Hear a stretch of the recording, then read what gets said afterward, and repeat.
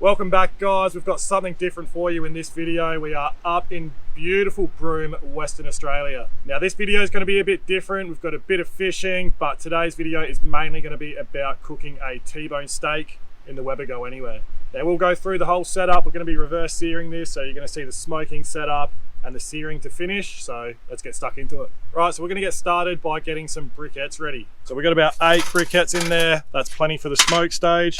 So we're just going to get a couple of fire lighters lit up now, and then we're going to put our charcoal chimney on top. Highly recommend getting a charcoal chimney. It'll make your life much easier. So going to give them about 10 minutes until they're nice, red hot, ashed over and ready to go.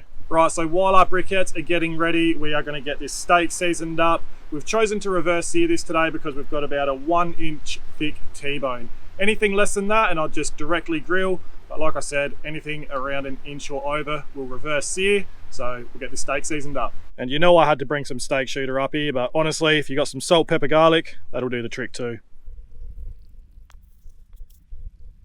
And for anyone wondering where we picked this beautiful T-bone up from, we've picked this up from the Butcher and His Knife in the Broome Boulevard. Had a look at their shop and it is absolutely stunning. Got some really good quality meat in there and some nice sauces too, so definitely check them out if you are in Broome. Alright, so it's been about 15 minutes and our briquettes are ready. They're nice, ashed over and ready to go. So now we're going to get this GA set up. So I'm going to be pouring the briquettes over this side here, and then with our vent set up on both sides, on the opposite side to our briquettes we want shut, and then on our briquette side we are going to open them up, and we're going to do that on both sides. And then we can put our cooking grate on, and then we're going to get our lid on.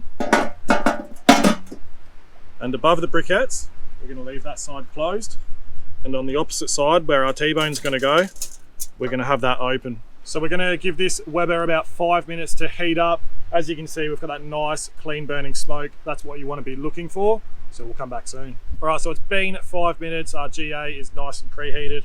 We've got some wood chips. I usually prefer using chunks, but I didn't bring any, so we're going to make do with what we've got. We've got about the same amount as what would be a small chunk. So what we're going to do now is take our lid off. I'm going to place our chips on the cooking grate directly above where our briquettes are burning. Going to get our beautiful T-bone on the cooking grate on the opposite side. Just going to position the outside where the fat is towards the fire so that absorbs some of the heat. We've got our handy little ink bird, and we're going to chuck a probe in right in the middle of the porterhouse end. And for those who don't know, on a T-bone, this is made up of the porterhouse or sirloin, and the opposite side here is the eye fillet. Now we're going to get our lid on.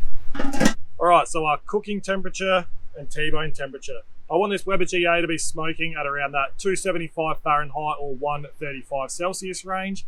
And how we're going to control our temperatures is using these bottom vents here. So if I need a decreased temperature, I'm just going to shut that vent down ever so slightly on both sides, and I'll give it some time to stabilize itself off.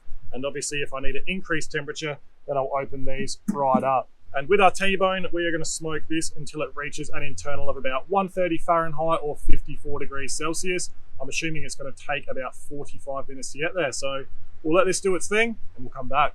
All right, so we're just about at our target internal in the steak. So what we're going to do now is get some more briquettes ready for a sear. We're going to get about half a chimney going here. That's probably going to take around 20 minutes. We've got about 10 minutes left on our steak, and then we're going to give it a 10-minute rest. So it all should come together nicely.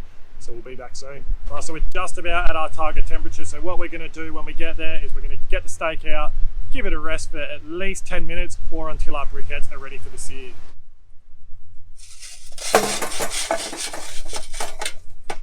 Right, so we've got our briquettes in there. We're not going to use a lid for this. We want a lot of oxygen to really fire up them briquettes. And we've also opened up this bottom vent completely too. So we'll come back when we're ready to sear this steak. All right, so our steak's had a nice little rest. As you can see, it's got some beautiful color there. We're going to give this a sear for about 60 seconds per side. Going to keep it moving around so it doesn't stick to our cooking grate and it gets a nice even sear.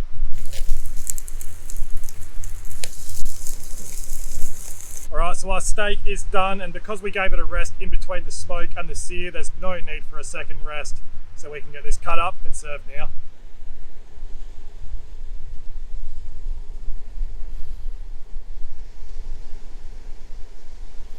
All right, so our steak is done. That looks and smells amazing. Nothing left to do but eat now. This has been my tour guide, my best mate, Robbo. What do you think of the steak, mate? Beautiful, mate. So that's it for the steak, guys. If you want to stick around and see a bit of fishing action and a nice sashimi dip recipe, then stick around. We'll see you next time. Trout, eh? Beautiful.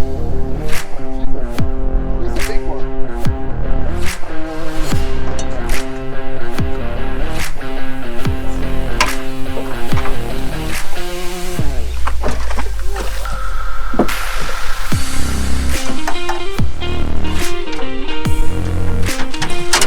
Woo! Beautiful.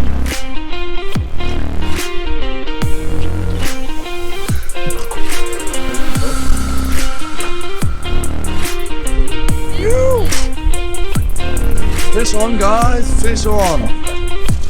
First fish of the season. Oh, yeah. German cameraman.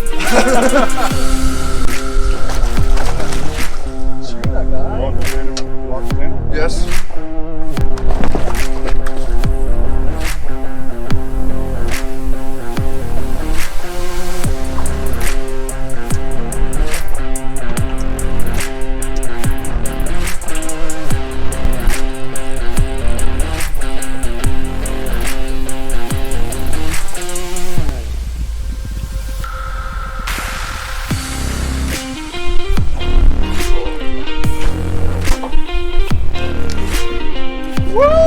Yes!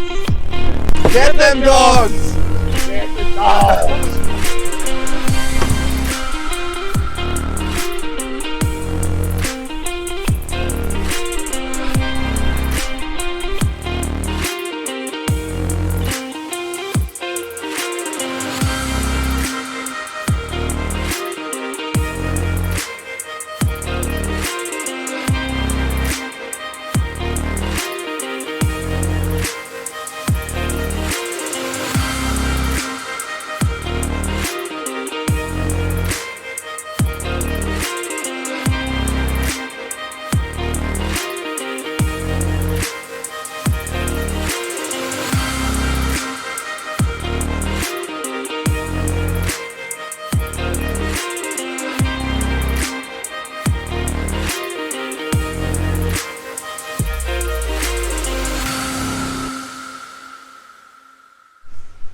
That's the best T-bone I've had.